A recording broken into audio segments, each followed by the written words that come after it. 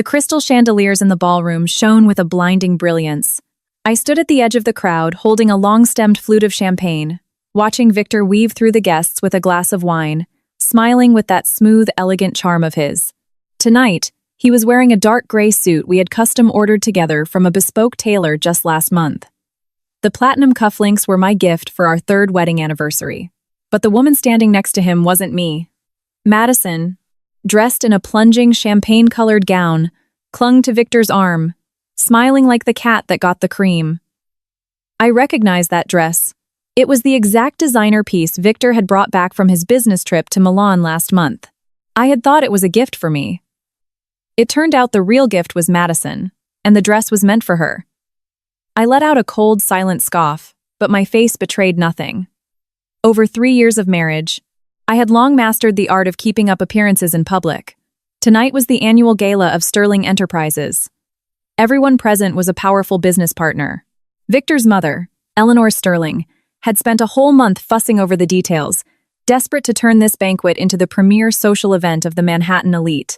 I remembered how just 2 days ago she had aggressively lectured me over the phone, warning me not to embarrass the Sterling family. I was very curious to see exactly who was going to be embarrassed tonight. "Victor, almost all the guests are here. Should we sit down?" Madison said, her voice soft and sweet. She looked up at him, her eyes practically overflowing with adoration and dependency. Victor looked at her with a smile, nodded, and then took Madison's hand, leading her toward the table positioned right next to the main VIP table. It was the designated seating for the Sterling family. Victor's parents were already seated there. Eleanor was laughing and chatting with a socialite next to her, while his father, Arthur, had his head down, scrolling through his phone. There were 6 seats at this family table. 2 for Victor's parents, 1 for Victor, 1 for Madison, 1 for Victor's younger sister, Sophia, and 1 more seat that rightfully belonged to me. But right now, Madison's designer clutch was resting on the table in front of that seat, claiming the space. I stood 3 steps away and clearly saw Victor pull out the chair for Madison. She smiled and said, "Thank you, Victor," taking her seat without a shred of guilt. Victor sat down next to her. Throughout all this, he never once glanced in my direction. Eleanor, however, noticed me. Her gaze swept over me like I was a worthless trinket, after which she turned away and resumed her animated conversation. A flame of anger flared in my chest, but I suppressed it with everything I had. At that moment, Madison turned her head and, as if only just spotting me, covered her mouth with her hand and gasped. "Oh, Anna! Why are you still standing?" "Oh my goodness, are there not enough seats?" Madison's eyes went wide, her expression the picture of pure innocence. She turned to Victor. "Victor, did we forget to set up one more place?" Only then did Victor look up at me. His gaze was laced with indifference, detachment, and even a hint of irritation. "There's a buffet and cocktail stations down in the lower lobby," he said. "Go down there and eat. Go down there and eat." He was sending me downstairs. My legal husband, at his company's annual gala, was telling his wife to go eat with the junior staff because his secretary had taken my seat. I gripped the stem of my glass so tightly my nails dug into my palm, turning it numb with pain. Guests at the neighboring tables had already noticed the drama and started whispering. I didn't need to strain my ears to know what they were saying. "Isn't that CEO Sterling's wife? Why is the secretary sitting at the family table while the wife has nowhere to sit? Keep your voice down." At that moment, Eleanor finally stood up and took 2 steps toward me. Pasting on a fake smile and dropping her voice, she said, "Anna, our most important business partners are here tonight. Madison knows how to drink and converse elegantly. Sitting next to Victor, she can help him entertain the guests. You don't know how to do any of that. You just sit there staring blankly. It's better if you go downstairs and grab a bite. You'll be more comfortable there." She spoke as if she cared about me, but I saw the undisguised triumph at the corners of her lips. Over these 3 years, Eleanor had made her displeasure known time and time again. From the very first day of my marriage to Victor, she had despised my ordinary background, considered my dowry pathetic, and genuinely believed I was unworthy of her son. She had told me to my face more than once that if it weren't for Victor's insistence, she would never have let me cross the threshold of the Sterling home. I had endured it for 3 years. I endured everything. But tonight, they had decided to strip me of every last drop of my dignity. Madison was still putting on her act, pretending to coax me. "Oh, Anna, please don't take it to heart. I'm really only here for work. Look how many important clients I have to help Victor toast tonight. If it bothers you that much, let me give up my seat for you." As she spoke, she began to half rise from her chair, doing it so slowly it was like watching a video in slow motion, while her eyes grew red as if she'd been mortally wronged. Victor sharply placed his hand over hers, forcing her back down. His voice was cold and hard. "Your place is right here." Then he looked up at me, his tone sounding exactly like a boss reprimanding a clueless subordinate. "Anna, tonight is an important event. Be reasonable. Don't embarrass me. Don't embarrass him." I suddenly wanted to laugh. For 3 years, I had woken up at 6:00 a.m. every day to make him breakfast. He had a weak stomach, so I researched recipes, making him healthy oatmeals and bone broths. When he came home drunk from networking, I sat by his bed until 3:00 a.m., wiping his face and feeding him water. When he told me the company had cash flow problems, I gave him all my savings and even pawned the heirloom pearl necklace my mother had left me. His mother despised me, and I endured it. His sister ordered me around, and I endured that too. I transformed myself from the heiress of a massive empire into an obedient, submissive housewife, and all I got in return was his command. "Don't embarrass me." Fine. Very well. I relaxed my grip on the glass, noticing my fingers had turned pale from the tension. I didn't cry. I didn't make a scene. I didn't even look at him a second time. I simply turned around. My heels clicked sharply against the marble floor. Everyone assumed I was walking away with my tail between my legs, heading down to the buffet. Behind me, Madison let out a soft chuckle. It wasn't too loud, but not too quiet either, just enough for me to hear it clearly. But I didn't go downstairs. I walked straight toward the absolute center of the ballroom, toward the head table. Seated at this table were exclusively the titans of Wall Street and global finance men, whose businesses were dozens of times larger than Sterling Enterprises. And sitting in the most prominent seat of honor at the center of that table was a man in his 50s. He had an imposing gaze and an unshakable aura of power. He was surrounded by a crowd of people eagerly offering toasts, but he merely sipped his sparkling water slowly, letting their flattering words wash over him. Under the intense stares of everyone in the room, I walked up to the head table, pulled out the empty chair right next to him, and gracefully sat down. The noise in the ballroom instantly dropped by half. Eleanor was the first to react. Her face immediately turned green. She marched over to me, hissing through her teeth.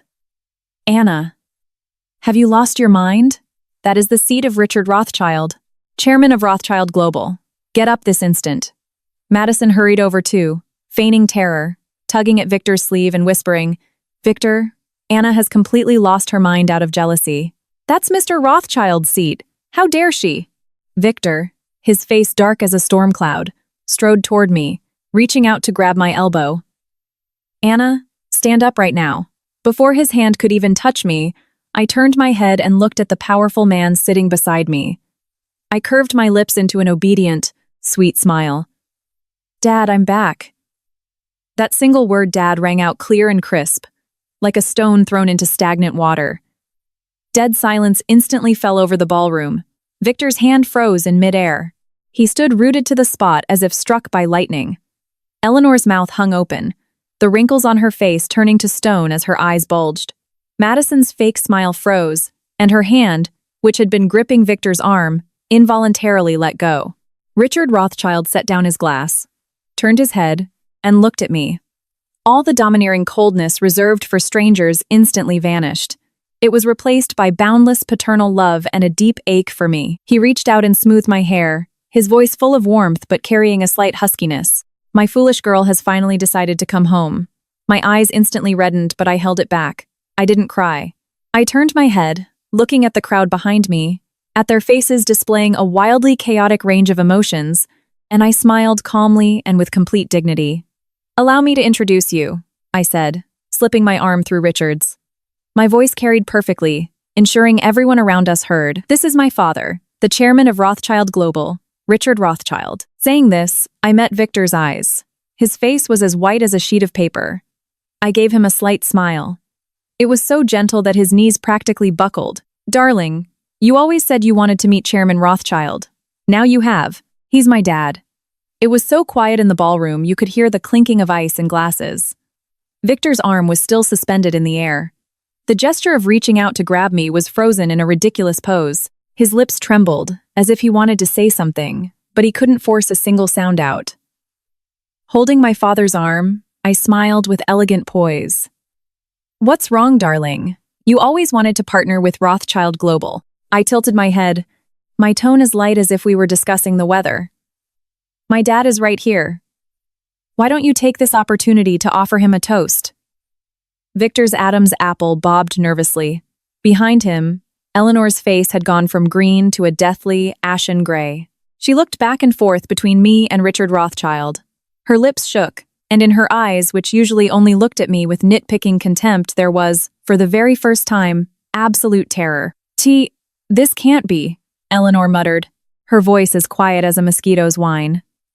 She's just. Just who? Richard Rothschild spoke. He only said 2 words. His voice wasn't loud. It could even be described as calm, but the temperature in the ballroom seemed to plummet several degrees. All the whispering guests instantly fell silent. Even the waiters holding trays froze in their tracks. Richard didn't stand up. He didn't even look directly at Eleanor. He simply held his glass. The clinking of the crystal was sharp and cold. The daughter of Richard Rothschild endured deprivation in your Sterling family for 3 years. He placed his glass on the table, finally raised his eyelids, and his gaze bypassed Victor to land entirely on Eleanor. Under that stare, Eleanor involuntarily stumbled a half-step backward. Mr. Rothschild, this is all a misunderstanding. A misunderstanding. At that moment, Arthur Sterling finally snapped out of his shock and practically tripped over himself rushing toward us. His flabby face was trembling with panic. We didn't know Anna was your daughter. If we had known, we would have treated her better. So my daughter needs you to know whose daughter she is, just to earn basic human decency? Richard cut him off, a faint sneer in his voice. A sneer that radiated pure ice. The words caught in Arthur's throat. His face turned a deep, suffocating purple. I looked at his pathetic state but felt no joy, only a deep sense of irony. For 3 years, Arthur had been an invisible man in that house. He listened to everything Eleanor said and never once spoke a word in my defense. When I bustled around the kitchen all day, he ate the food I cooked without even looking up. When Eleanor berated me, he sat on the couch reading the Wall Street Journal as if he were deaf. And now, it turned out, he knew how to panic. Madison was still standing next to Victor. The color had completely drained from her face. Her hand, which had been holding Victor, dropped entirely. She stood there as if nailed to the floor, unable to move. Her lips parted. She seemed to want to say something. I didn't give her the chance. Miss Madison? I looked at her with a soft smile. Just now you said you were sitting next to my husband to help him entertain the guests, correct? Madison's face flashed from white to red. Her lips trembled as she forced out. Anna, call me Miss Rothschild. I interrupted her. My voice was as gentle as a spring breeze. After all, my maiden name is Rothschild, the very same Rothschild of Rothschild Global. Madison's face turned corpse white. My words were meant for everyone present. 3 years ago, when I married Victor, I used my mother's maiden name and went by Anna Hayes. I deliberately hid my status as the heiress to the Rothschild empire to see if Victor truly loved me for me or for something else. 3 years had passed, and the answer was obvious. He didn't love me. And he didn't even really love Madison. He only loved himself, and whatever ladder he could use to climb to the top. At that moment, Eleanor finally snapped back to reality. She took a deep breath, and that fake, jaw-aching smile reappeared on her face. Anna, sweetheart, my wonderful daughter-in-law. She stepped forward, reaching out to take my hands. Look at you! How on earth did you manage to hide this from Mom for so many years? We are a family. Why be so angry? Let's sit down and talk peacefully. I stepped back, avoiding her grasp. Eleanor, I said, smiling back at her. When you were sending me down to the public lobby just now, you didn't mention that we were family, did you? Eleanor's hands froze in the air. Her smile cracked. Mom just didn't know. Didn't know. Didn't know what? I tilted my head. Didn't know who I really was? Or didn't know that a wife is supposed to sit next to her husband? Eleanor had nothing to say. At that moment, Victor, who had maintained a dead silence, finally spoke. Anna. He took a step forward. His voice was hoarse and low, and his eyes held an incredibly complex expression I had never seen before. Can we talk in private? I looked at him, this man I had shared a bed with for 3 years, and for the first time he looked like a total stranger. His brows were drawn together, and deep in his eyes, I saw panic, but mostly disbelief. He couldn't believe that the wife who had been entirely submissive to him for 3 years was the Rothschild heiress. He couldn't believe that the ultimate golden ticket he had been so desperately searching for had been sleeping in the same bed with him this whole time. How laughable. Talk about what? I asked with a smile. Talk. Victor gritted his teeth. About us. About us, I repeated with a smirk. You mean the fact that you seated your secretary at the head table and sent me downstairs to eat appetizers? Victor's face shifted. Anna, I acted rashly. I apologize, but Madison is truly just. I took a step back, returning to Richard's side. Just your secretary? Just someone who helps you entertain guests? Or just the woman you wanted to replace me with? Victor opened his mouth but couldn't find an answer. Madison hurriedly chimed in. Anna, you've misunderstood everything. There is honestly nothing between me and Victor. I was just... As she spoke, her eyes reddened again, putting on her act of a mortally offended innocent.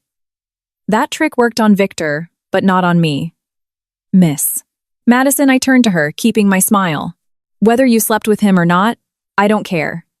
Right now, I only care about one thing. You took my seat, sat next to my husband, wore the designer dress he bought you, and swiped his secondary corporate Amex card.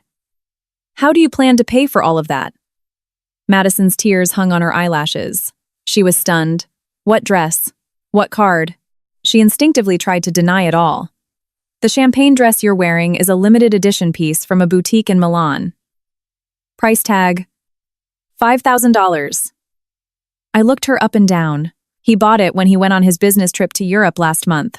He went on that trip alone, without me, and when he came back, he told me he hadn't bought a thing. Madison's face went completely pale. Victor's pupils contracted sharply. Anna, how do you know? How do I know? I laughed and shifted my gaze to him. I'm the one who organizes all the bank statements every month. Did you really think I didn't know how much money you were spending on Madison? I was just too lazy to ask. Victor's face became blotchy. He went pale, then green. His lips trembled, and he could only force out, You were checking up on me? I looked at him as if I had just heard the best joke in the world. Your statements come to our house. I just opened the envelopes. What? You have the guts to spend the money, but you're too scared to own up to it? The whispers of the guests were growing louder. This corporate elite didn't dare stare openly, but their ears were fully perked. Who wouldn't want to hear the scandalous gossip about the Rothschild heiress? At that moment, Richard Rothschild stood up. As soon as he rose, the noise in the room died down again.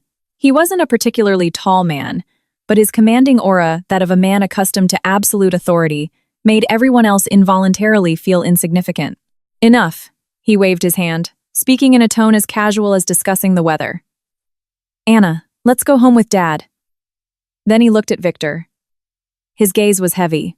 There was no anger in it, not even dissatisfaction, just cold indifference, as if he were looking at empty space. Mr. Sterling, he said, enjoy the rest of your banquet. At that formal address, Mr. Sterling, all the blood rushed out of Victor's face. Richard didn't look at him again. He took my hand and led me toward the exit of the ballroom. I walked beside him, my heels clicking sharply against the marble.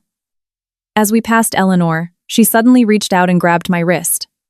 Anna! Tears were evident in her voice. You can't leave! You are the daughter-in-law of the Sterling family. How can you leave with your father? I stopped and looked down at her hand. Her knuckles were white from the strain. Her nails dug into my wrist, causing a dull pain. Let go, I said. My voice wasn't loud, but Eleanor yanked her hand back as if she'd been burned. I looked at her. This mother-in-law, who had treated me with icy disdain for 3 years, was now standing there with red eyes and ruined makeup, looking utterly pathetic. But not a single string in my heart was plucked. Eleanor, I said with a smile. Goodbye. Then I took my father's arm and walked out of the ballroom without looking back.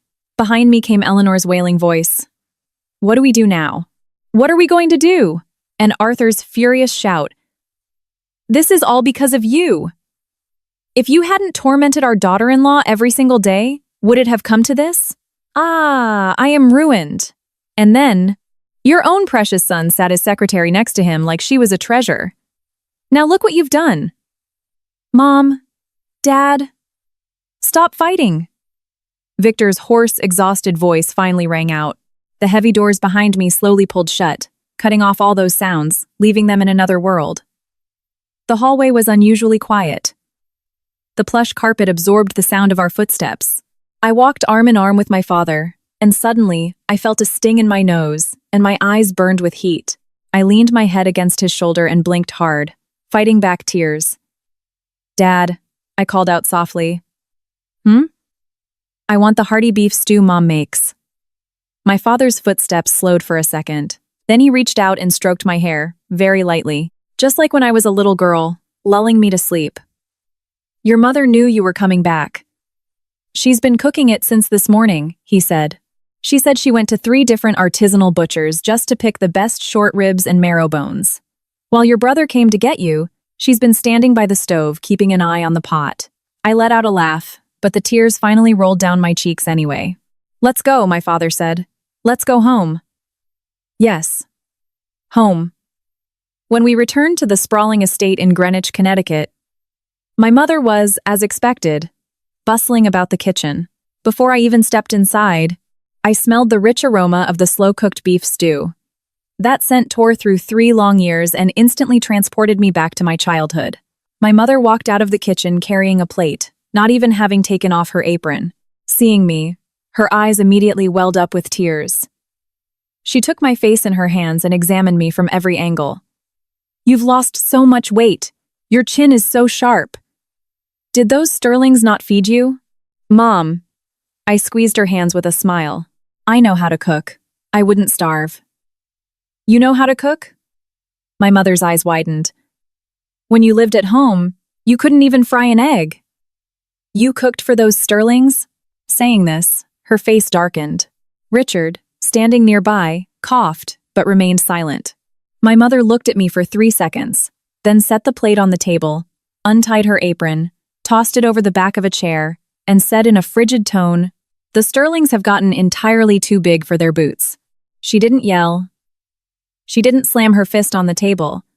She just said that one sentence. But I knew my mother. The calmer she was, the more furious she was. Years ago, a competitor had the audacity to insult my father at a reception. My mother used that exact same tone to say, I never want to see that man again. 3 months later, that competitor's company vanished from the New York Stock Exchange forever. Mom, let's eat first, I said. The stew will get cold, it won't be as good. My mother looked at me, said nothing more about the Sterlings, and went to get the silverware. The table was groaning under the weight of my favorite dishes. Besides the braised short ribs, there was prime rib, truffle mac and cheese, artisanal crab cakes, and fresh sourdough bread. She had made every dish from scratch. I had missed the taste of every single one of them over the last 3 years. I lowered my head and took a sip of the rich broth. The hot steam enveloped my face, and my eyes stung again. Anna. My father set down his fork and looked at me. What do you plan to do? I knew he wasn't asking if the food was good. I put down my spoon and wiped my mouth with a napkin. Dad, tomorrow, get me in touch with the lawyers at Sterling and Sullivan. My father raised an eyebrow. I want a divorce, I said calmly. I don't want a single cent of Victor's assets. But every dollar he spent on Madison over these past 3 years is marital property. I want it all back, down to the last penny. Is that all? My father asked. I smirked. Of course not. Then I took out my phone and dialed a number. It was answered quickly on the other end. A respectful voice said, Miss Rothschild, how may I assist you? It was Mr. Pope, the general manager of the luxury hotel where the banquet was being held tonight. Pope had been in hospitality for 20 years, and Rothschild Global was the majority shareholder of the hotel group. Mr. Pope, I said slowly, stirring my stew with my spoon. Tonight, Sterling Enterprises is hosting a gala at your venue. There is a guest there named Madison. Run a check on her expense history. Already done, Miss Rothschild, Pope's voice lowered. This Miss Madison booked our top executive penthouse suite tonight under the name of CEO Sterling. The charge was billed to the company account. Furthermore, she stayed at the hotel 3 times last month. The pattern was exactly the same. My hand holding the spoon froze. An executive penthouse suite. For 3 years of marriage, Victor had never booked a room like that for me. On our honeymoon, we stayed in a standard room at a cheap boutique hotel. Eleanor had said that frugality was a virtue. And now, he was booking elite penthouses for Madison, displaying unprecedented generosity. Mr. Pope, do me a favor. Pull the registration records for tonight's suite and send me the screenshots. I paused. Also, notify hotel security. Tell them there was a breach of corporate secrets at the gala tonight. It needs to be investigated. Understood, Miss Rothschild. I hung up and continued eating. My mother, sitting next to me, watched me, about to say something, but finally couldn't hold back and asked, Anna, this Madison. She and Victor. Mom, I cut her off with a light smile. I don't want to burden you with this filth. My mother pressed her lips together and didn't ask anything else. An hour later, Pope called me back. Miss Rothschild. Security has detained Miss Madison. She attempted to wire a large sum from the Sterling corporate accounts, but our system flagged the transfer. Moreover, her phone contained numerous copies of internal Sterling company documents, including client lists and proprietary financial projections. I leaned back against the sofa, the corners of my lips curling upward. Have the police been notified? Not yet. Awaiting your instructions. Call them, I said. Corporate espionage and grand larceny. That's definitely a federal felony case. I hung up the phone and placed it on the coffee table. Outside the window, the night had thickened. The autumn wind rustled the yellowing maple leaves in the courtyard of the estate. I leaned back against the cushions and closed my eyes. Victor's face suddenly floated into my mind. I wondered what expression he was wearing right now. Shock? Anger? Or had he finally realized he crossed paths with people he should never have messed with? I didn't care. The next morning, my phone blew up. First, Victor called over a dozen missed calls. I didn't answer a single one. Then Eleanor called 5 missed calls, ignored. Finally, Arthur called just once. And I picked up. Anna. Oh, Anna. Thank God you finally answered. Arthur's voice sounded rushed and terrified. The secretary, Madison, was arrested. The police are saying she's suspected of corporate fraud. Victor is losing his mind right now. Could you please, Arthur? I interrupted him calmly. What did you call me? There was a pause on the other end of the line. Well, didn't you insist I call you Mr. Sterling when I first moved in?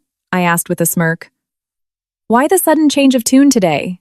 I heard heavy breathing from Arthur. For a long time, he couldn't speak a word.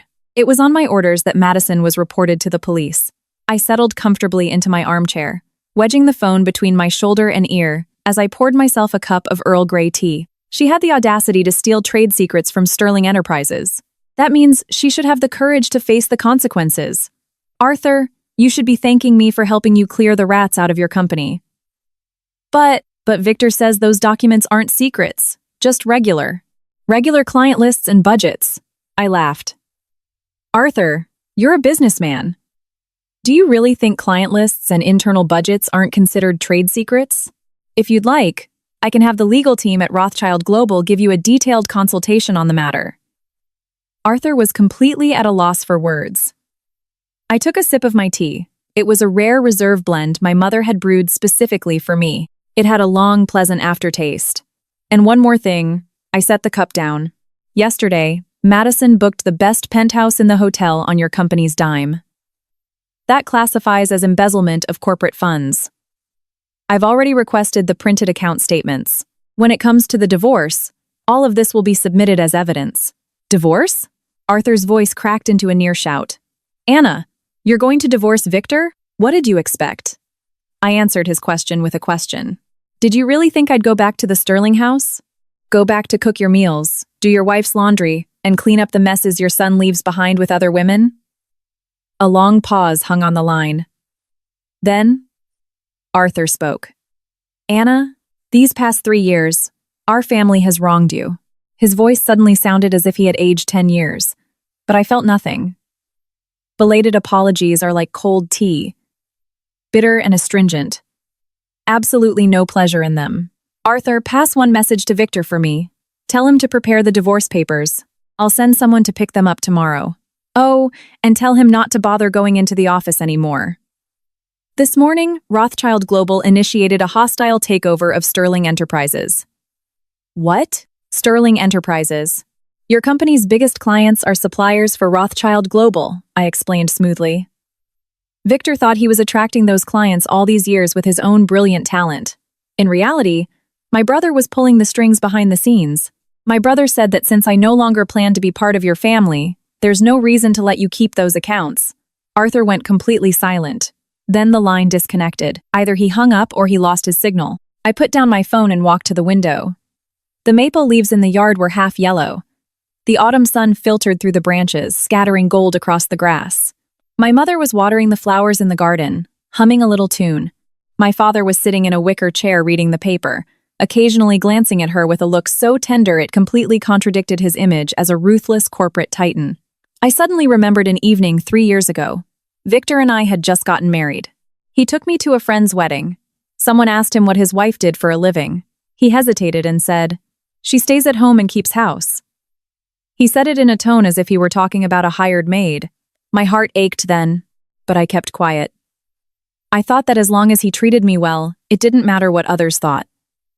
But now I knew that even his good treatment had been fake. As I was lost in thought, my phone buzzed again. This time it was a short text message from Victor. Just one line. "Anna, can we meet? I beg you." I stared at the message, and a dull, inexplicable exhaustion rose within me. In 3 years, he had never once used the word beg. And now he was begging. But he wasn't begging me. He was begging my status. Not Anna, but the daughter of Richard Rothschild. I deleted the message without replying, then dialed another number. "Mike," I said, "how are things going with Sterling Enterprises?" My brother Michael's deep voice came through the receiver. "Don't worry, the process is in motion." They already had cash flow problems. 3 of their biggest clients simultaneously pulled their orders yesterday. Today, the banks are tightening the screws on their credit lines. Give it a month tops, and the Sterlings will have to file for Chapter 11 bankruptcy. "A month is too long," I said. 2 weeks, Michael chuckled. "All right. 2 weeks." I hung up and went back to watching the maple leaves in the yard. A gust of wind blew, and the leaves rained down like a golden shower. Victor stood at the gates of our estate for the entire Amenislot. Afternoon. I watched him from a second-floor window. He stood in front of the massive wrought-iron gates of the Rothschild residence. His suit was wrinkled, his tie was gone, the wind had messed up his hair, and his face wore a pathetic expression I had never seen on him before. The autumn rain started suddenly. Around 3:00 p.m., the sky darkened sharply, and heavy drops began pounding the earth. Victor didn't have an umbrella, and he continued standing in the downpour. Water streamed down his hair, soaking his jacket. He was drenched to the bone, looking like a stray dog thrown out on the street. But he didn't leave and didn't seek shelter. He just stood at the gates, staring up at the second-floor window. I knew he could see me. I didn't close the curtains. Our housekeeper, Nina, came in to pour me more tea, hesitated a moment, and said quietly, "Miss Rothschild, that Mr. Sterling has been standing out there for over 3 hours. The rain is so heavy. Shouldn't we?" I turned a page in the book I was holding. "Does he like standing? Let him stand." Nina said nothing more, set the teapot down, and left. Half an hour later, my father returned. Richard's black Maybach pulled up to the gates. The driver opened the door for him, holding a large umbrella. The moment Victor saw my father's car, he rushed toward it, but the bodyguard stopped him 3 feet away. "Dad, I mean, Mr. Rothschild. Mr. Rothschild, please let me see Anna. I beg you." Victor's voice cut through the wall of rain, hoarse and desperate. Richard stood under the umbrella, looking at Victor with an expression of absolute indifference. "Mr. Sterling," he said. I don't recall ever having a son by that name. Then he walked past Victor and headed through the gates. Victor tried to lunge after him, but two guards grabbed him firmly by the arms. He struggled in the rain. His voice broke into a shout, turning into a plea. Anna! Anna! Come out! I need to tell you something. Just listen to me. I snapped my book shut, stood up, and walked to the window. The rain washed over the glass in a continuous stream. Victor's silhouette was distorted through the watery veil, like a ruined painting. I opened the window. The smell of rain, wet earth, and grass hit my face. Seeing that I had opened the window, Victor seemed to go mad. He broke free from the guards, ran to the iron gates, and gripped the bars with both hands, looking up at me. Anna! His voice drowned in the noise of the rain. You finally agreed to listen to me. Listen, Madison is really just my secretary. There is nothing between us. She bought that dress herself and expensed it to the company on her own initiative. I swear I knew nothing about it. I leaned on the windowsill and looked down at him. Are you done? I asked. Victor was taken aback. Victor, I said slowly. That suit you're wearing, we ordered it together from the tailor. $4,500. The cufflinks were my gift for our 3rd anniversary. Custom platinum. $2,500. The Oxford shoes on your feet. I bought them with the money from pawning my mother's heirloom pearls. $3,500. Victor looked down at his clothes. His lips trembled. You're standing at my gates in clothes I bought you, wearing cufflinks I gave you, telling me you have nothing going on with other women. I scoffed. Do you even believe yourself? Streams of water ran down Victor's face. Maybe rain, maybe something else. His eyes were red. Anna, I was wrong. His voice suddenly grew quiet, as if all his strength had been drained. I really am at fault. I shouldn't have sent you to the staff buffet. I shouldn't have seated Madison next to me. I shouldn't have. Shouldn't have treated you so poorly all these 3 years. Give me one chance. Just one. I'll fix it. I'll fix everything. Fix it? I tilted my head. What will you fix? I'll fire Madison. I'll fire her right now. He gritted his teeth. I'll make my mother apologize to you. I'll make her make amends. Anna, let's start over. Okay? Let's just pretend none of this ever happened. I looked at him and suddenly felt incredibly tired. Victor, do you really think I'm divorcing you over Madison? He froze. Aren't you? I shook my head. Madison is just the match. If it weren't Madison, it would have been Sarah, or Katie, or Olivia. The problem isn't them. The problem is you, and your mother. Confusion edged into Victor's voice. What's wrong with me, Anna? Even if I let you suffer grievances, I never betrayed you. I never cheated on you. Of course you didn't cheat. I smirked. You just buried your head in your plate and stayed silent when your mother humiliated me. You just pretended to be blind when your sister treated me like a servant.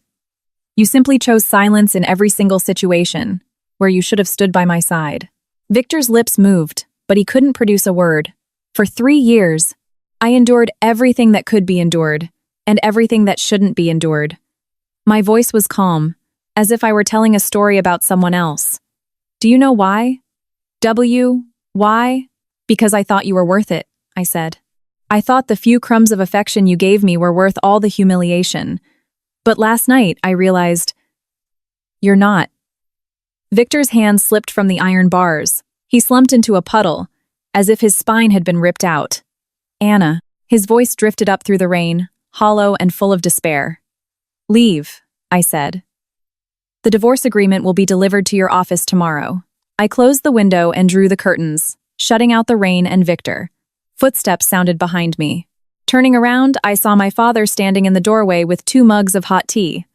Did you talk? He asked. We talked. Richard walked over, handed me 1 mug, and sat on the sofa with the other. He's still kneeling out there, my father said, taking a sip. If this rain keeps up until morning, he'll catch pneumonia. Even if he freezes to death, it's none of my business. I sat across from him, warming my hands on the mug. Richard looked at me with a complex mix of paternal emotions. When your pet rabbit died when you were little, you cried all day, he said. Now there's a grown man on his knees in the street out there and you don't bat an eye. Rabbits don't break hearts, I replied. People do. Yes. My father stayed silent for a moment, then nodded. Good, he said. You've grown up. The rain outside poured harder, drumming against the glass. Victor's silhouette completely dissolved into the wall of rain. All that was visible was the vague outline of a man on his knees. I drank my tea, eyes cast down, and never looked out the window again. At 9:00 p.m., the rain stopped. Nina came in to say that Victor was still on his knees. He was soaked through, his lips were blue, and he was shivering violently. Let him stand, I said. At 11:00 p.m., Eleanor arrived.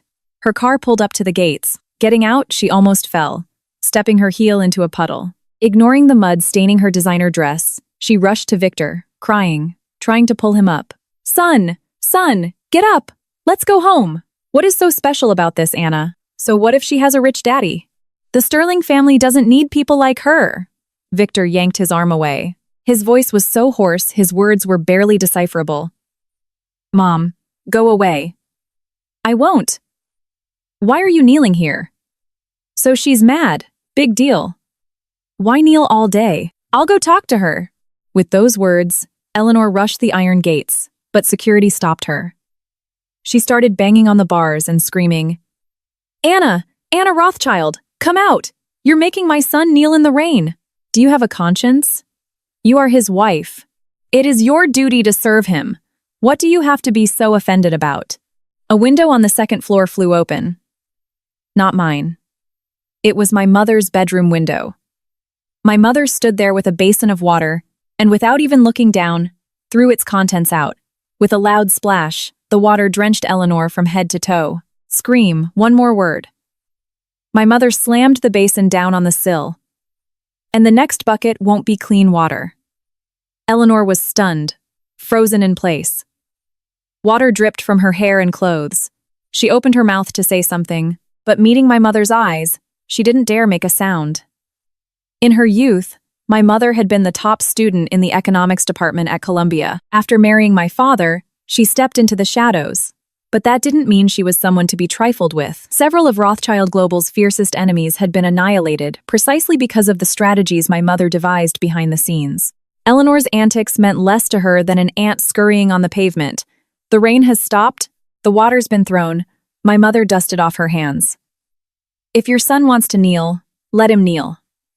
If you want to keep him company, be my guest. But I'm warning you, the land bordering the road in front of our property also belongs to the Rothschilds. If you stand there until tomorrow morning, I'll have the management company bill you for the rent. Eleanor's face went from pale to red. Her lips trembled for a long time, but ultimately, she said nothing. She tugged at Victor's arm, trying to lift him, but he didn't budge. Mom? He said in a barely audible whisper. Leave. Go home. He lowered his head. I'm begging you. Eleanor's eyes grew red. She looked at her son, kneeling in a puddle, and her expression shifted from anger to pain, and then to despair. She let go of his hand, stumbled to her car, and got in. The engine started, and the red taillights faded into the dark night. Victor was left alone in front of the gates. The moonlight fell on him, casting a long shadow. I drew the curtains and went into the bathroom. I stood under the hot shower, letting the steam fill the room. I closed my eyes, and my mind involuntarily drifted back to that summer 3 years ago. I had just graduated from university and taken a job as a receptionist at Sterling Enterprises. Victor was the VP. Every day, walking past the front desk, he would greet me. Sometimes he brought me coffee. Sometimes, when I worked late, he ordered dinner for me. He pursued me for 3 months, telling me I was the best girl he had ever met. On our wedding day, he promised to treat me well for the rest of his life. I believed him then.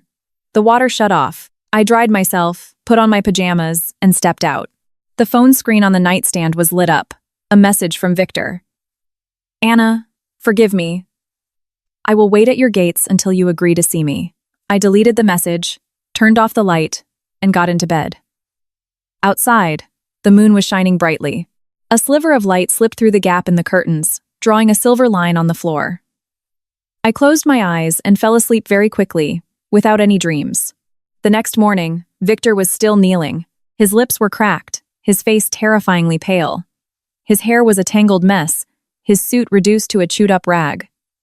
The autumn dew had soaked into his clothes. He was shivering, his lips a purplish blue. I stood at the window, watched him for a while, and then went downstairs. Nina was preparing breakfast. Seeing me, she glanced hesitantly toward the door. "Miss Rothschild. Mr. Sterling is out there. Pack my breakfast to go," I said, "and call the lawyers." Nina paused for a second, then nodded. I pushed the front doors open. The morning sun was blinding. The air still smelled damp from yesterday's rain. Hearing the door open, Victor jerked his head up. A ray of hope sparked in his eyes. "Anna," his voice sounded like sandpaper grating against stone. The words were barely distinguishable. I walked up to the iron gates and looked at him through the bars. A night in the cold wind and damp had turned him into something wretched and exhausted. He was kneeling like a mutt abandoned by the world. "Come in," I said. "Eat some breakfast, and then we'll sign the papers." Victor's eyes instantly went red. He tried to stand, but his legs, having knelt all night, had long gone numb. He tried to get up twice and fell both times. Eventually, 2 guards hoisted him up by the arms and practically dragged him into the living room. He sat on the sofa. Water dripped from him, leaving a dark, wet stain on the expensive leather. I placed a folder of documents in front of him. "The divorce agreement," I said. "Sign it. And we're even." Victor didn't even glance at the papers. He looked at me with rabbit-red eyes. His lips trembled. Anna, is there really no way to fix this?" "No, I can change." His voice shook. "I really can change. I'll do whatever you say. I'll make my mother apologize. I'll make Madison leave New York forever. Let me start courting you again, okay?" I leaned back against the sofa and looked at him. Victor's eyes were red, the whites covered in a web of broken capillaries, his eye sockets sunken. Overnight, he seemed to have aged 10 years. His fingers gripped his knees, his knuckles white. A fine tremor racked his body. I admit, for a fraction of a second, my heart wavered. After all, I had loved this man for 3 years. But that pity evaporated at his next sentence. "Anna," he gritted his teeth.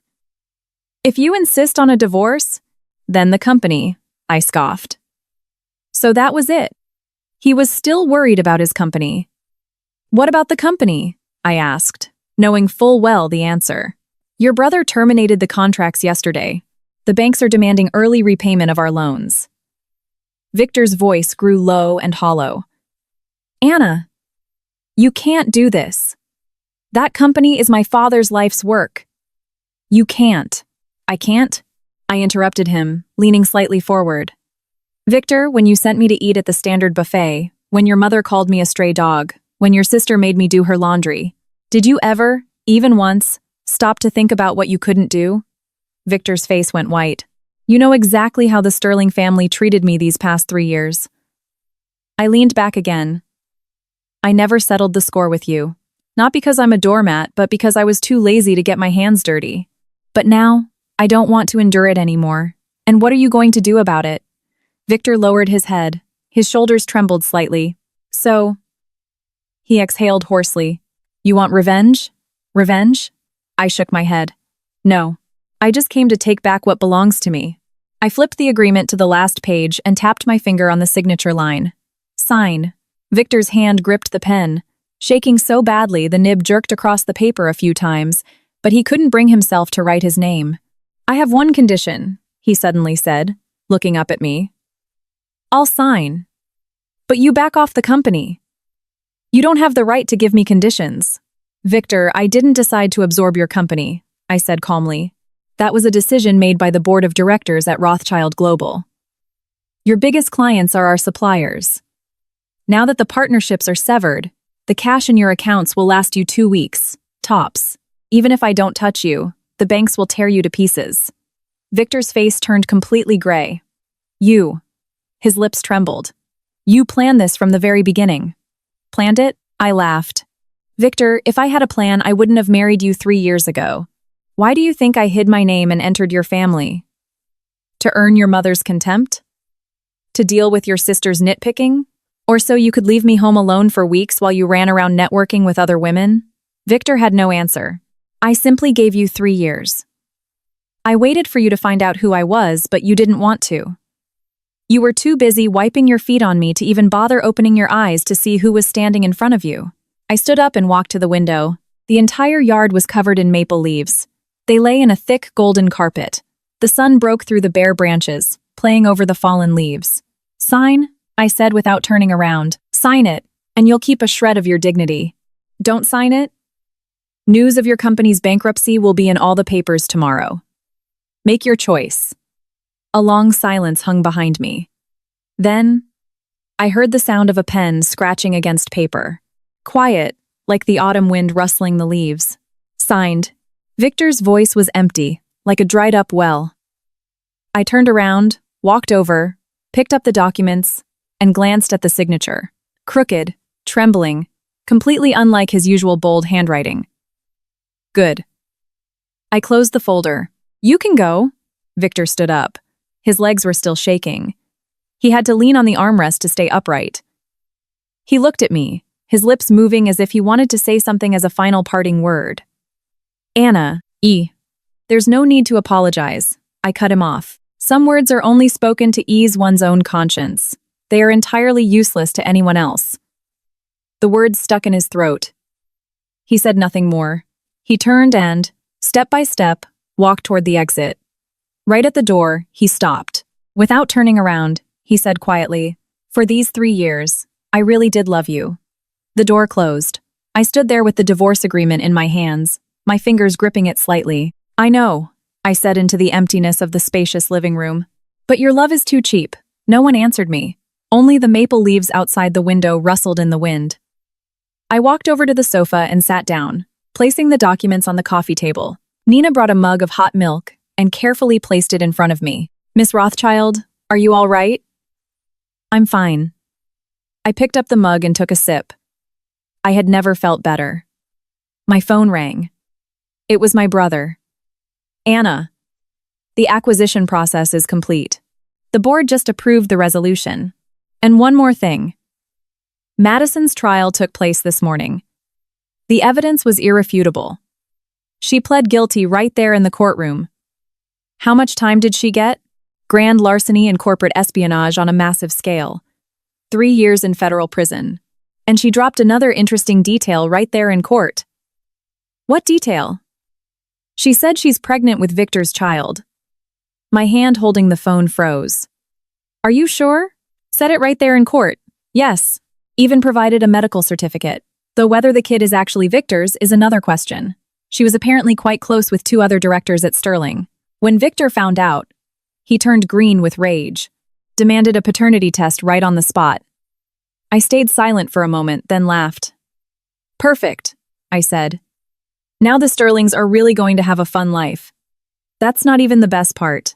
I could hear the schadenfreude in my brother's voice. "Mom said we're celebrating tonight. We're going out to an amazing restaurant in the city. Come back early."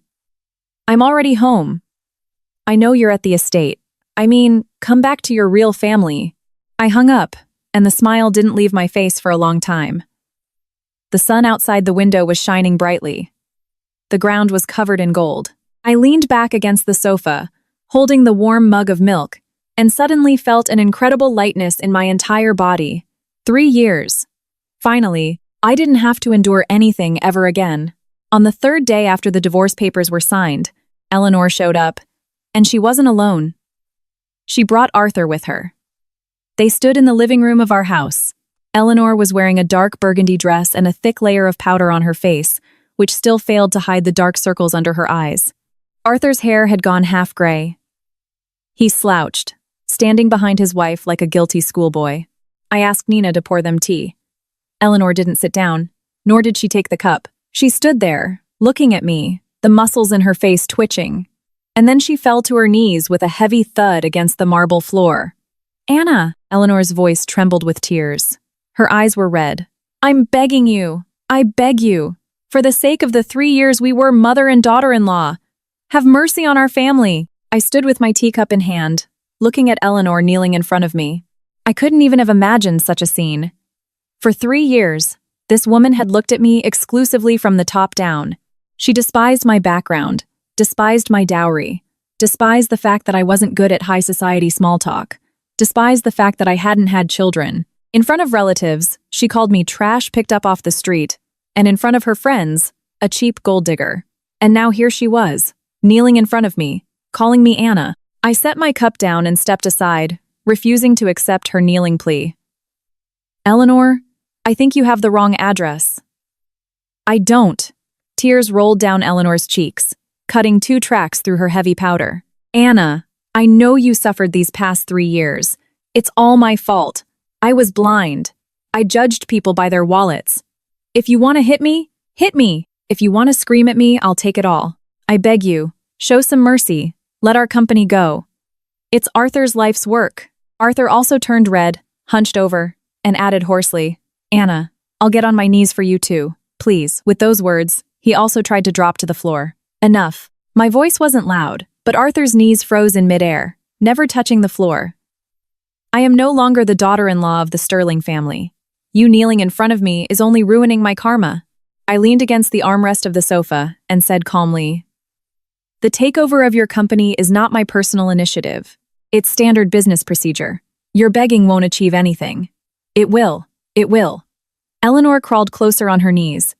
Chairman Rothschild is your father. If you ask him to show mercy, the company can be saved. Anna, name any condition. We'll agree to anything. I'll sell the townhouse in the Hamptons. I'll pawn my jewelry. Didn't you say I was a stray dog trying to claw my way into high society? I interrupted her with a light smile. And now this stray dog has to save the Sterling family? Eleanor's face flushed hot, as if she had been slapped, turning crimson. Her lips shook, but she couldn't utter a word. Arthur beside her sighed heavily. His voice sounded as if he had aged 20 years. Anna, your mother-in-law. She has a vicious tongue. It's true. But she was still your mother-in-law. You lived with us for 3 years, ate our food, lived under our roof. We didn't exactly deprive you, did we? Did we? I turned to him. Arthur, I lived in the guest bedroom, not the master suite. I ate the food I cooked myself cooked for your entire family. When your wife insulted me, did you ever say a single word against it? When your daughter bullied me, did you ever once feel ashamed? Arthur's face paled, his lips trembling. He remained silent. The greatest mercy you showed was not throwing me out the door. I stood up straight, looking down at the kneeling Eleanor. But that's not called kindness. It just means you hadn't completely wrung every last drop of usefulness out of me yet. Eleanor's tears flowed with renewed vigor. She suddenly threw her arms around my legs. Anna, Mom is begging you. Mom is bowing to your feet. She genuinely tried to bang her forehead against the floor, a dull thud echoing off the marble. I frowned, stepped back, and freed my legs from her grasp. Eleanor, even if you bust your head open, it won't help. The takeover of your company is strictly business. It has nothing to do with me personally. Rather than wasting time here, you should go home and figure out how to pay your employees' severance packages so you can maintain at least a shred of dignity in bankruptcy. Eleanor slumped to the floor, as if all her bones had been removed. Her shoulders shook convulsively. At that moment, a commotion erupted outside. Let me in! Let me through! I'm pregnant with Victor's child! I demand to see the Sterlings! The voice was shrill, harsh, and full of hysterical madness. It was Madison. I raised an eyebrow and exchanged a look with Nina. Nina nodded, walked over, and opened the door. Madison burst into the house like a hurricane. She was wearing a wrinkled maternity dress. Her hair was a mess, and her makeup was smeared all over her face. Her belly was already slightly rounded. Clearly, she was a few months along. Seeing Madison, Eleanor shot up from the floor as if she had been electrocuted. You little tramp! How dare you show your face here? Madison let out a cold smirk. One hand supported her lower back, while the other pointed to her belly. Why shouldn't I dare? In my belly is the heir to the Sterling family. If you don't give me guarantees, I'll have this child and raise it myself. And then all of Manhattan will know that the eldest Sterling grandchild is an illegitimate bastard. Eleanor's face went white as paper. She shook, turning to Arthur. Do you hear that? Do you hear what your precious son has done? Arthur's face also turned white. He stared at Madison's belly with a mix of shock and disgust. Madison laughed. She laughed smugly. Sticking her belly out, she walked over to the sofa, plopped herself down, and crossed her legs. Eleanor, don't be in such a rush to scold me. I'm bringing your family an heir. Weren't you dying for a grandchild? Here it is. You should be thrilled. Eleanor was shaking with rage. She pointed a trembling finger at Madison for a long time before forcing out, "Do you have any conscience at all?" Madison smiled, cold and hard. In my current situation, what the hell is a conscience? Victor knocked me up, and now he wants to wash his hands of me. It's not going to happen. Either he marries me, or he pays me a $500,000 settlement. Otherwise, I'll have this kid and dump it on your doorstep. Weren't you locked up? How did you get out? Eleanor shrieked. Released on my own recognizance, Madison shrugged carelessly. Pregnant women have certain legal protections. What? Disappointed? Eleanor's eyes practically popped out of her head. We don't even know whose kid that is. You cheap harlot. Who knows who else you were sleeping with? We'll do a DNA test, Madison interrupted her with a confident smirk. Once I deliver, we'll test it. And if it's confirmed to be Victor's, you'll have to welcome me into the family with full honors. Eleanor choked on her words. Her face turned a deep, purplish red. I stood to the side, watching this scene play out like an absurd theater production. This Madison was turning out to be much more interesting than I thought. Knowing the Sterlings were on the brink of collapse, she still clung to them with a death grip. Either she was hopelessly stupid, or she genuinely had a trump card up her sleeve. Whatever it was, it no longer concerned me. I picked up my teacup again and took a slow sip. Madison suddenly turned to me. Complex emotions flashed across her face. Anna, you're smart, she said. You jumped ship at exactly the right time. Miss Madison, we are not close friends. I set my cup down and gave a polite smile. You came here looking for the Sterlings. The Sterlings are right in front of you. Solve your own problems. You're not mad? Madison tilted her head. I stole your husband, got pregnant by him. You don't hate me? Hate you? I laughed. Madison, you're the one who should hate me. If I had revealed my identity earlier, do you think you'd have had even the slightest chance to get near Victor? You thought you were a cunning homewrecker who struck gold, but in reality, you were just a pawn getting crushed. If Victor knew his wife was the daughter of Richard Rothschild, he wouldn't have even glanced in your direction. Madison's expression finally cracked. She stared at me for 3 seconds, then let out a strange laugh. Anna, you're right. She stood up and patted her belly. That's why this is the only thing I have left to hold on to. No matter how bankrupt the Sterlings get, a starving camel is still bigger than a horse. I have to secure some kind of future for myself. Saying that, she turned and walked toward the exit. Passing by Eleanor, she intentionally stopped and whispered something in her ear. Every last drop of color vanished from Eleanor's face. Madison walked out, proud as a general after a victory. Eleanor stood frozen in place, and then suddenly burst into loud, wailing sobs. She slumped to the floor, pounding her fists against the marble like a madwoman. Her piercing wails raised goosebumps on my skin. Oh God, why? What sins did our family commit to deserve this? Arthur stood nearby. He reached out to help her up, but stopped halfway and pulled his hand back. He looked up at me. His eyes were full of pleading. Anna, couldn't you? Anna, please. I stood up, walked to the window, and turned my back to them. Nina, show the guests out.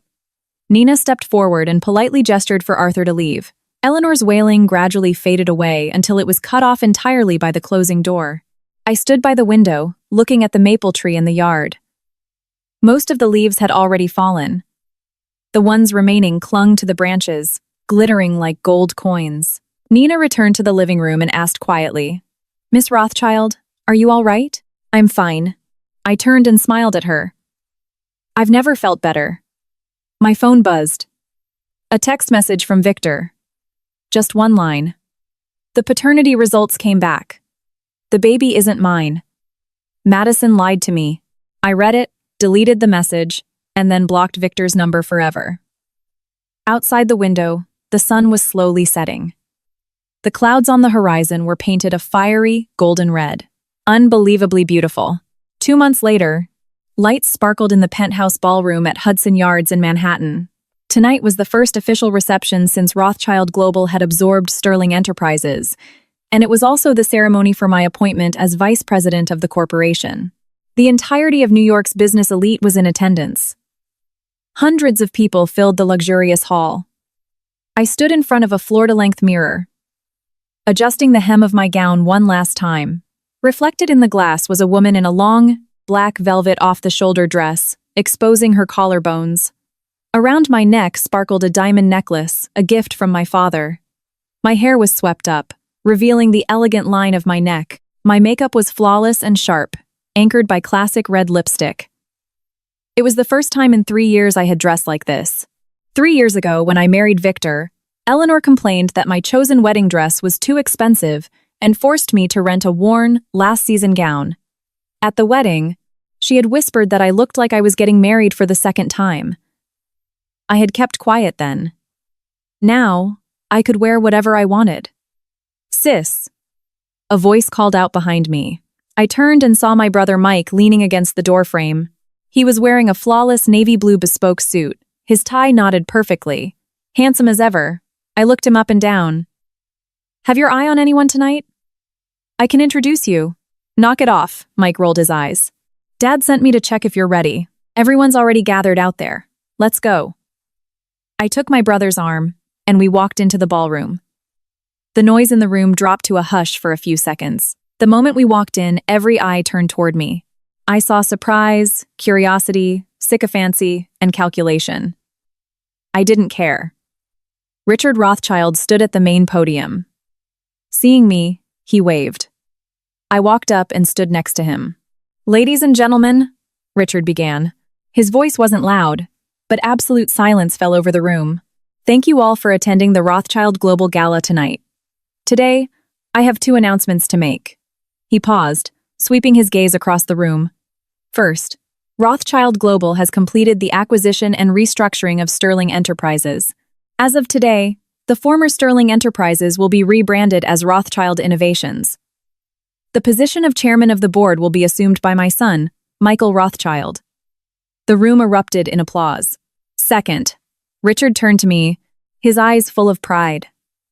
My daughter, Anna Rothschild, officially assumes the role of Vice President of Rothschild Global, overseeing Rothschild Innovations and our international markets. The applause grew even louder. I smiled and nodded to the crowd. My gaze drifted over the attendees, and then I saw him, Victor. He was standing in the furthest, darkest corner of the room. He was wearing a poorly fitted, frayed suit. His tie hung loosely around his neck. He had lost a tremendous amount of weight. His cheekbones jutted out sharply, and a grayish stubble covered his jaw. He seemed to have physically shrunk. He held a glass of champagne, staring straight at me. In his eyes was a mixture of shock, remorse, agony, and some unutterable, desperate longing. I looked away, not granting him another second of my attention. After the official announcements, the networking began. With a glass of champagne in hand, I mingled with the guests. Mike frequently whispered in my ear, who was who, and what to watch out for when dealing with specific clients. I smiled and clinked glasses with everyone, delivering all the right corporate platitudes like a born-and-raised socialite. "Anna," a voice said from behind. I didn't turn around, but I knew who it was. Victor walked up to me. He used to be half a head taller than me, but right now, he was slouching so badly he appeared shorter. "Mr. Sterling." I turned and offered a polite smile. "Long time no see," Victor's Adam's apple bobbed. He opened his mouth, trying to say something, but all he could force out was, "You look very beautiful tonight." "Thank you." I walked past him, heading toward the next guest. He remained standing there. His hand holding the champagne glass trembled slightly.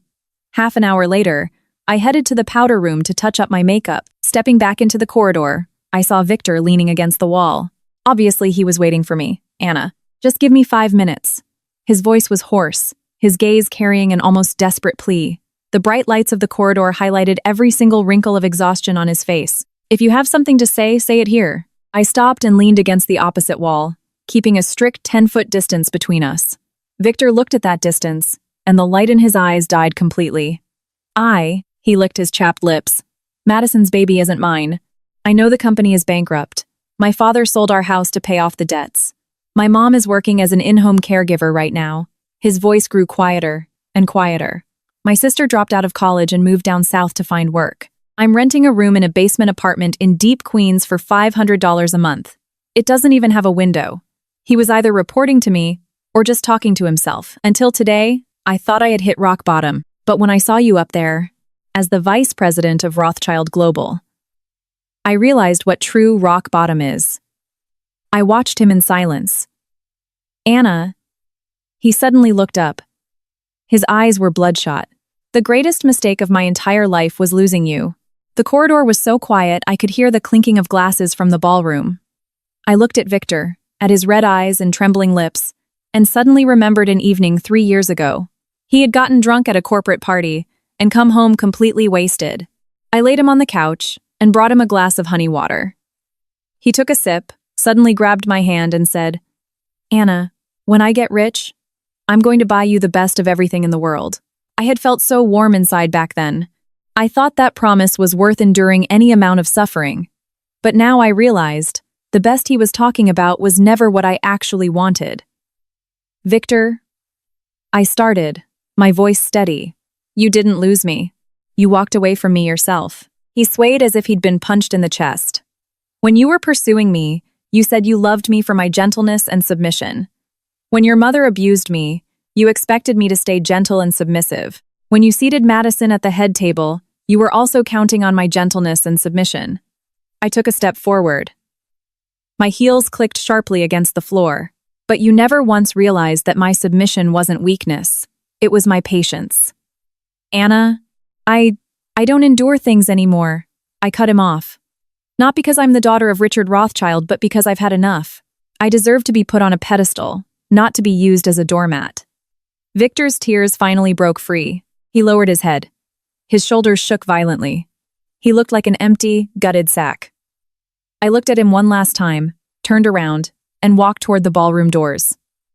"Anna!" he cried out after me. His voice broke into a sob. Will I ever get just one more chance in this life?" I stopped, but I didn't turn around. "Victor," I said, "some roads are strictly one way. Theirs is no going back." Then I pushed open the doors and stepped inside. The ballroom was still humming with life. The elite chatted over champagne. Waiters wove seamlessly through the crowd. No one knew what had just happened in the hallway, and no one cared. My brother saw me, walked over, and handed me a fresh glass of champagne. "Everything okay?" "Everything is fine." I took the glass and took a sip. "Excellent." He patted my shoulder. "DSAD wants you to get ready. The contract signing ceremony is up next. You're the main event." "Understood." I walked over to the massive floor-to-ceiling windows. Below me lay the entirety of Manhattan.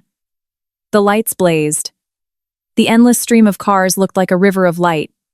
The city sparkled in the night. 3 years ago, I was a stranger in this world. Hiding my name, I entered the Sterling family, thinking I had found a safe harbor I could rely on for the rest of my life. 3 years later, that harbor had collapsed. But I had found something far more important. Myself. My phone buzzed. A message arrived from Eleanor's number. I glanced at it briefly. She wrote that she regretted how she had treated me and hoped I would find time to visit her. She wrote that she was working as an aide, washing laundry for a dozen people every day, and her hands were covered in cracked calluses. I marked the message as read and deleted it. The phone buzzed again. This time from Victor. Just a few words. "I wish you a brilliant future." I looked at those words for 3 seconds, and then permanently blocked his number too.